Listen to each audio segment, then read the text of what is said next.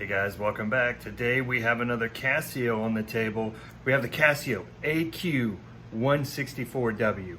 Awesome watch. It's analog digital. It has all the same features as a normal digital watch, which, you know, I grew up wearing in the 80s, all those Casios that came over and all the kids loved. So I really like this thing. Let's get it on the table and let's get it. And one more thing, guys. We're also going to do a bracelet adjustment on this. So it's going to be a little extra long video. Sorry for the long video, but if you're into adjusting bracelets on watches, then this one might be for you. That's how I do it. Let's get to the table. Hey guys, welcome back. Today we have our Casio AQ-164W analog digital watch. And I really enjoy this watch. Great budget watch. Pick it up for, I don't know, $30, $40 about anywhere. You know, I think even Walmart has these at some point. You may have to go online to find it, but should be able to find these. Pretty basic watch. It has all the features of what I would wear as a kid in a Casio watch, and what I would call a more budget conscious business casual type watch that you can wear. Unfortunately, I cannot get this bezel to rotate, so I believe that's a fixed bezel. Now, one unique thing is the crystal is kind of domed right there, but I haven't scratched it up yet. I did get this used in a lot, and it just looks like it's in great shape. I replaced the battery. Battery replacement's very easy. 4 screws in the back. It has, like I said, all the functions of a digital watch. We've got the buttons here to select the different modes. Here's my mode button. I can turn it into a stopwatch or a chrono, whatever you want to call it. I hit the start. It runs. I hit the stop. It stops. And then I can hold in for a light. And then I think I can just flip back to the other modes here. Alarm. You know, all your standard features of a digital watch, which is why I really like it. But yet, you know, analog hands at the same time for you people that need that. I really like this band. It is a brushed metal down the sides and more of a chrome shiny metal in the middle.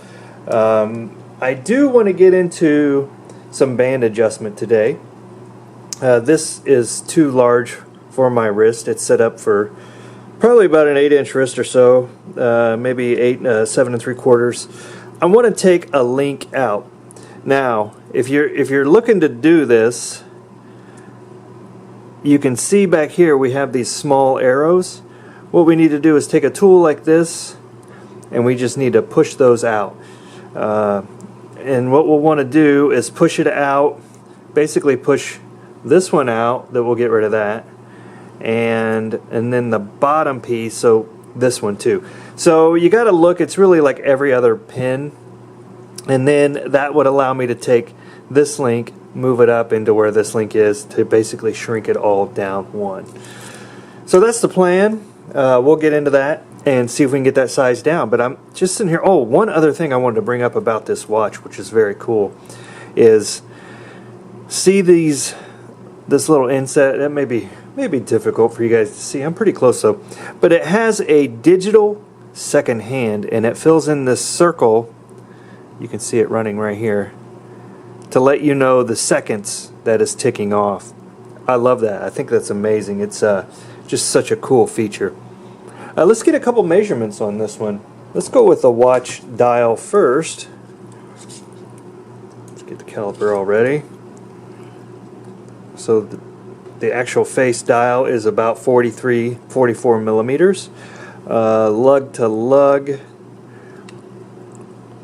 we're about 47 millimeters. And then the thickness on this one, or about 15 millimeters. So it is a decent sized watch. It's not, I wouldn't call it huge, but it's definitely on the larger side. Let's just show how missized it is for me at the moment. You can see I need to take a link out of there, but on my 7 1/4 inch wrist, I don't think it looks too big. I like it. So let's get into that bracelet adjustment. Okay guys, here we are with the wrist adjustment on this Casio. There's a couple ways you could do this. One, you've got this block, and what this is for is really just to put your band in you line up your pins over one of these holes underneath it, and you can pound those pins out. And these are different sizes to hold them in, a little bit tighter, a little bit looser, depending on the width of your bracelet. But that is one way of doing it. Another way of doing it is you put your bracelet into this tiny little press, and this has a pin pusher, I'll call it, on there. So what you would do is, you know, place your bracelet in there, tighten this down, and get that going. To start this off, I need to separate the bracelet right here. It's just going to make this easier to line that in. And I'm going to take my pin tool. I forget what they call these. Basically, it's just a little pusher to push the pin down, and then your pin will come right out right there. It's a spring bar tool. That's what we're called. Sorry, can't believe I forgot that. So I've got that open now. I think I'm gonna try it first with a press. If I can't get it with this little press, I will resort to the pounding. So let's get that set up real quick. And again, when you're going to remove a link from a bracelet, always go there. Can you see that better? Always go the direction of those arrows. You want to push that way. So let's go ahead, and I think what I want to do is I want to take this link out. So I need to push the top of that link is that pin right there. The bottom of it is that pin right there. So let's go ahead and line that up. I'm going to move that up so you guys can see that a little better. And then let's start tightening this down.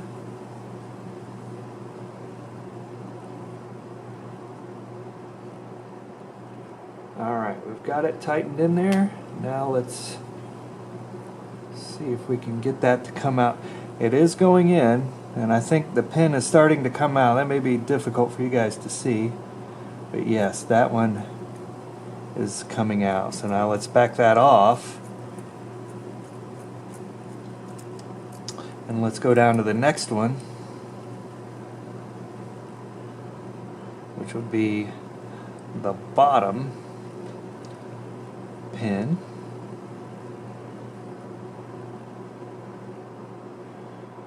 I think I missed a little bit. Let's get that line back up. Alright, there, I think I have it all lined up, so let's... Oh, look at that! I bent my spring bar.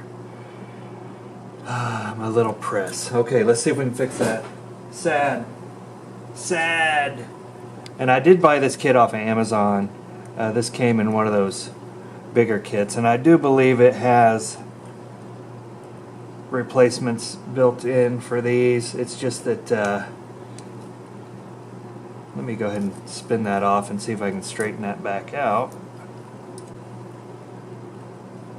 and we'll see if we can finish with this one. Yeah, it straightens right back up. Now it may break off on the next one, but hey, we're going to try it out, because that's what we like to do. Try these things out. Okay, so let's line it back up. I don't know, maybe my opposite side was caught up and it couldn't push it out. Let me turn it this way. Make sure, whoa, make sure I've got that all lined up so that pin can flow freely. Oh, there we go. Yeah, I think I must have had that messed up. That's alright. Like I said, that kit comes with replacements. So it's not the cheap kit fault, that was totally my fault. So now we can pull this pin out and this pin out, and that will remove one link. So basically We got one link out. Let's put this back in.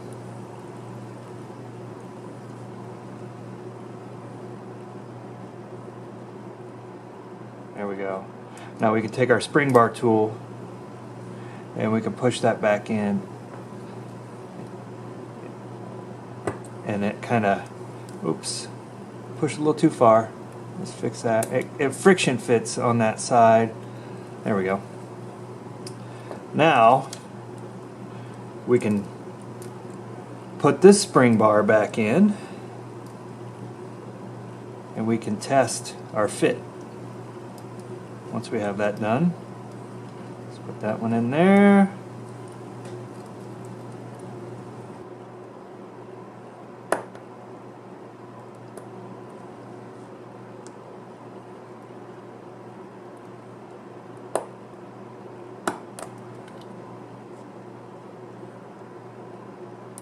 There we go.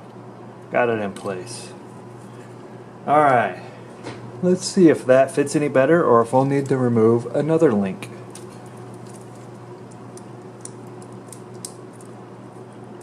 That does fit better, but it's still a little loose. I say let's go for one more link. Why not? Why not? We're here. Let's do it.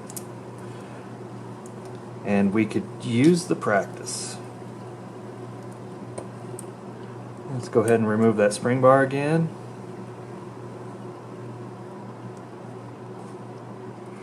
Let's lay this flat. Remove our old links out of the way. Let's locate our press. Let's get everything lined up. Let me move it up so you guys can see a little better. Yeah, so we're going to go with our arrows again. Make sure we got it straight out so we don't bend our tool again. Let me flip it around this way. There we go. So there's our top one. Now let's get this unwound.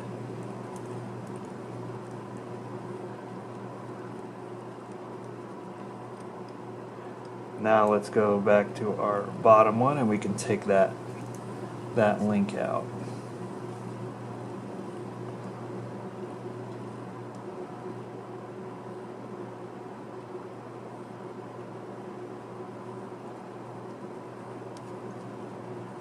Pretty simple. Really easy to do, hardly any resistance. Alright, so let's go ahead and we can pull these out. I'm going to grab my pliers, just make this a little bit easier. And we'll take one more link out. Put those up there. And we're going to put these back together. There's my friction fit side. You can tell it's kind of split and it widens out. I'm trying to lay it down so you guys can see that. It's going to be difficult to see, but that's the end you want at the end of your arrow pointing, I guess, when you go back in. I don't know the best way to word that, but oh, I slipped. Let's do that again.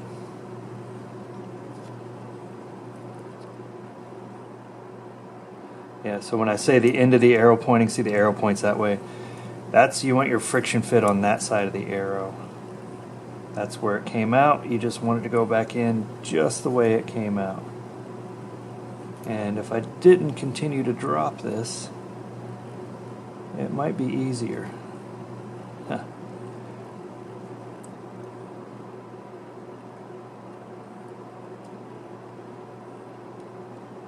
So we're at taking out 2 links now. Okay, we got that back in there. Take our spring bar tool, give that a push back in. Now what we can do is we can go ahead and use our clamp tool to make this a little bit easier. And then we could get our hammer, and this is in that watch kit. I'll leave that link in the description, but we can basically just tap that back in. Give it a little push with the tool, and we're back in. All right, let's get that spring bar back in and we'll try it on yet again. So this is, it's not so painful to size your watch. I'll go through a couple things here in a second too. You may not have to go to this drastic measure to size your watch. You may be able to do it with one of these micro adjusters that's already here. All right, I got better that time, right? Now, if you don't want to remove a bracelet and you just need to take a little bit of size out of your watch, you can move it from here to here. I like to call that a micro adjustment. It's much smaller than what a normal bracelet section link is. So you can basically use your spring bar tool, push that in, slide it over one. But we needed to do more of adjustment, so let's check that after pulling those links out. That is much better. Look at that fit. I just love this watch. I think it's really nice. It's a Casio Illuminator AQ-164W. Check it out. Really like this watch. I think I'm going to keep this one. Don't think I'm going to sell it. Let me go ahead and, you know what, while we're here, why not? We're here. Let's do the micro adjust piece just to see what that is like. Let me make sure you're in view. Looks like you're in view. I'm going to take my push pin. I'm going to push that in. I'm going to get that moved over there. Actually, I'm going to pull it out first. Just put my finger over it to make sure I don't lose it. You don't want that to go flying across the room. Alright, now I'm going to get my bottom set in there. Then I'm going to take this into my spring bar tool, push this down. There we go. I have moved it closer. So let's check, see if that fits any better now. Oh, that is, I have to say, that's about the perfect fit. That is exactly the way I like it. A tiny bit of wiggle room in there, not too tight. I really like that band. It feels good. I've got a Seiko 5 automatic that the band, I just can't stand the band to it. And it's funny how this watch is actually so much cheaper, and I really like this band even more. Well, anyway, guys, that's how I size mine up. Let me know how you size yours up, and let me know what you think about this watch if you have one, and what could be different about yours. But another awesome Casio budget watch. Love it. Hey guys, that's all we have for today. Thanks for watching. I thought this went pretty well. A couple of screw-ups in there, not too bad. Pretty easy to do, especially if you have a tool that can help you out like that. So, but yeah, it's a great watch. Love this thing. Going to stay in the collection. Love these budget watches. That's all we have for today. Thanks for watching. We will see you next time.